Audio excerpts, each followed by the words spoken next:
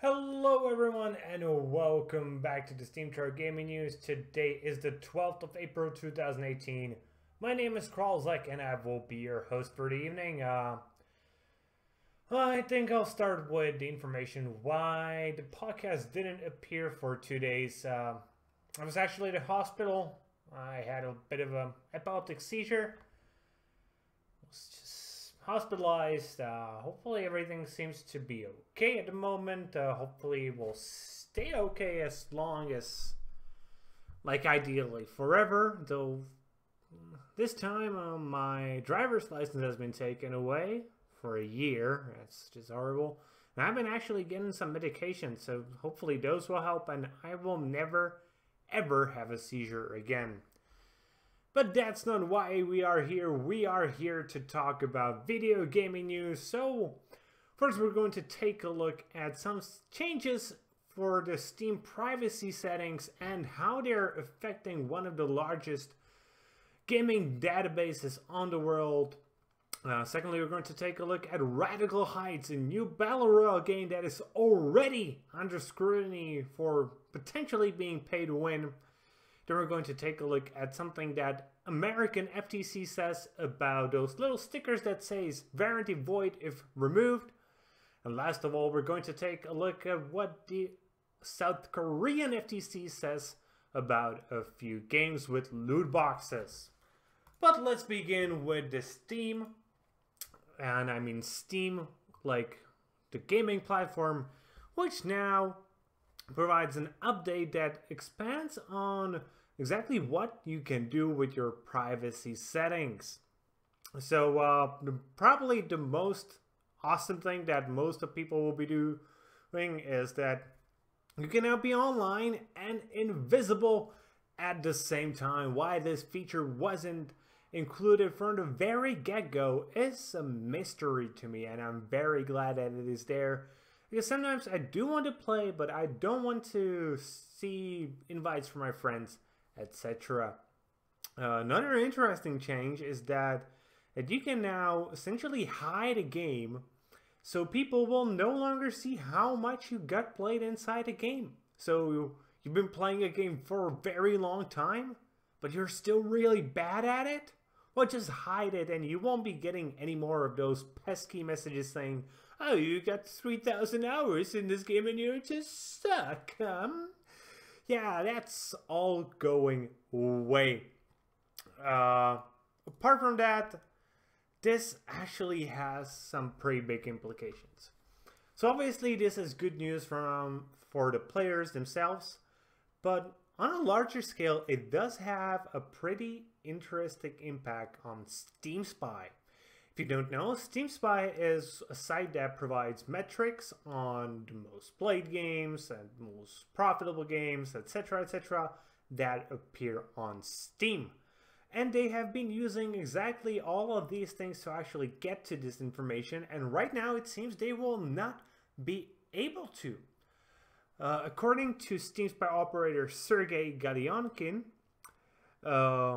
one change to the Steam privacy setting has rendered a popular stat tracking site useless.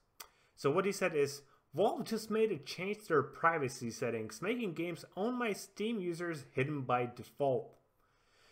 And Steam Spy relied on this information being visible by default and won't be able to operate anymore. Hopefully they can find some sort of solution working with Steam, because Steam Spy has been just providing so much interesting information over the years, and even like just a few months ago it was just super interesting, like the amount of games released, what are the most played games, what most profitable games, or really interesting things if you're even remotely interested into the gaming business as a whole. But sadly, all of that is for the moment going away. I think the easy solution would just to make it again default to be visible, and if you don't want it to be visible, then you can just do that. Though I do understand the reasoning why Steam has made it default that the games are defaultly invisible, because, well, let's be honest, humans are pretty lazy creatures, and on average they will not touch the privacy settings. And thus it is a good thing that everything tends to be invisible unless you state otherwise. Yeah, I really want to see what happens with this. Did you ever use Steam Spy?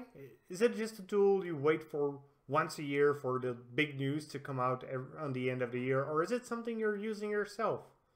Be sure to leave a comment.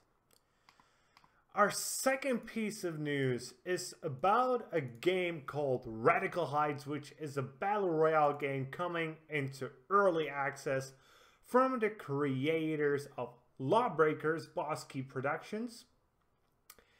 It's your typical Battle Royale game where you're trying to fight for survival. It's heavily, what are they going? Bicycle-based 80s inspired look. That is one of the worst descriptions ever, but yeah, it does look pretty 80s with its bright colors and afros. But the pay-to-win concerns emerged immediately after the studio detailed the game's founder specs.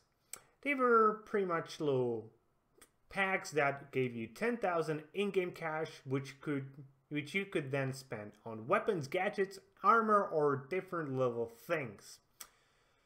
Obviously people were pretty like, yeah, okay, this is pretty bad. This will obviously mean that the people who will get these will be, on average, the ones who are winning. So then Boss-Key decided to remove the flat $10,000 bonus and just have a 10% bonus for the cash you bank at the end of the match, which to me personally seems okay, though I do understand it still allows you to get a little bit better position in the next match. So in the end, they actually decided to remove it, and they now are giving 1,250 rads, which are little gems that can be used to purchase cosmetic items inside Radical Heights.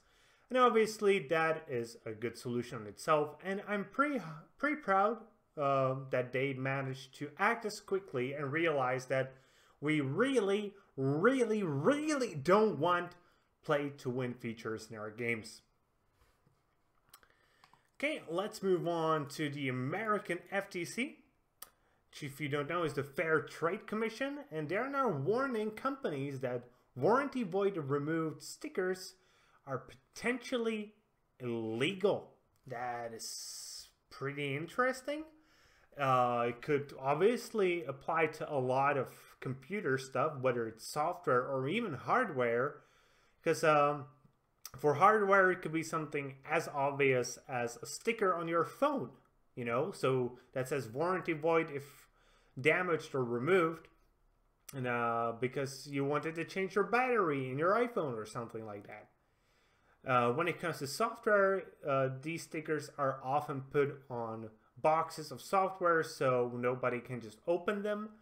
I actually see their usage there. I'm not sure it's a great idea to remove them, because yeah, how exactly do you prove that this is an open box? But on the other hand, this should not apply to warranty in any sort of way if you can provide proof of purchase. And usually that requires some sort of receipt or a bill from your credit card or debit card, whatever. Just some sort of proof that you actually did pay for the items you're trying to bring for warranty. In Czech Republic, I do know that all you need is just a proof of buy. You don't usually even need like warranty lists, you know, those little papers where you have to fill out everything. You just need to bring a bill, a proof of sale, and you're well done. So if this just goes away, I will be more than happy.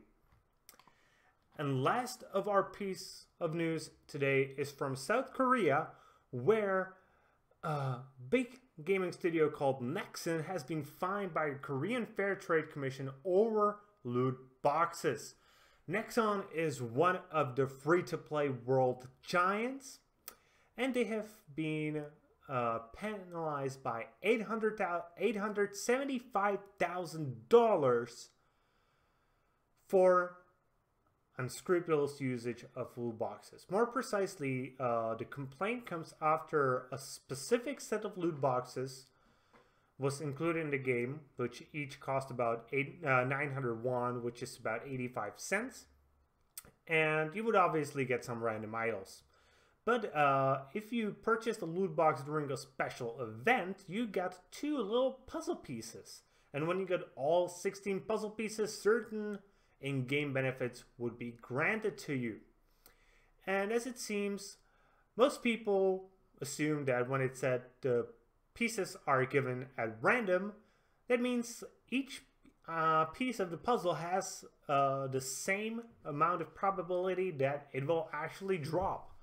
But that appeared to not be the case, as some of the pieces were pretty rare, even going as down as 0.5%.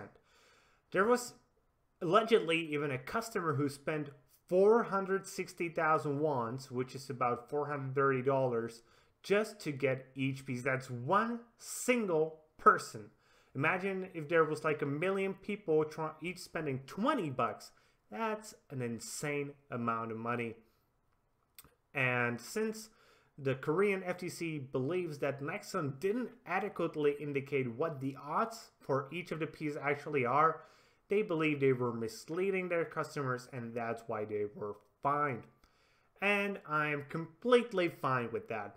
Not because I actually believe that they did something wrong, it's just I don't like loot boxes. And I will not try to justicate anybody using them, even if the way they are using them appears to be okay, because it just isn't in the long run. And with that being said, that's going to be it for today, guys. I hope you enjoyed today's video. If you did, please consider giving us a thumbs up here on YouTube and subscribing to the channel. If you're watching on Steam, maybe you'd want to give us an upvote and follow the blog. Either way, be sure to leave a comment and be sure to tune in tomorrow for more gaming news, as we're a daily source of daily gaming news every single day. See you guys later with more gaming content.